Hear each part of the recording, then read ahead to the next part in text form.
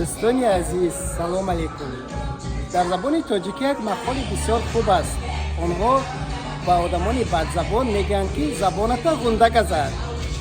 در امریکا امروز در انیخترش در شهر نیویورک ما یک مغازه شیرینی ها را یافتیم و با آن وارد شدیم و دیدیم که خرسقند ها میفروشند، در درونش کژدم. توصیه گویم که حزل نمکین ما این است که اگر یگان دوستای بد زبان دارید، همین خرسچه ها رو میتوانید که خریداری کنید و با اونها برید یک بار خورده زبانشون گنده میگذد. در این مغازه باز یک چیز جالب دیگر است. برای آنهایی که ناز به مهمانی میروند و ناز و نوز میکنند، نه من گوشت نمیخورم، من روغن نمیخورم، برای آنها انتخابی زور.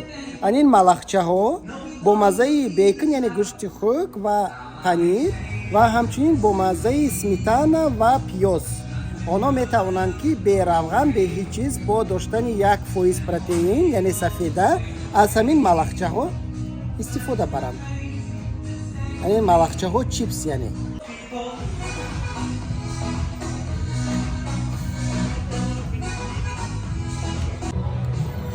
دوستان عزیز، شما نباتی رنگ و رنگ رو بار هم دیده اید.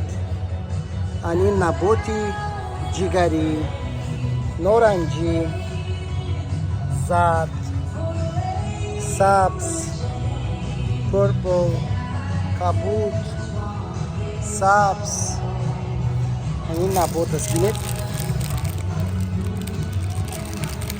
نبات نامش شوگر سویتلس از مغازه راک کندی.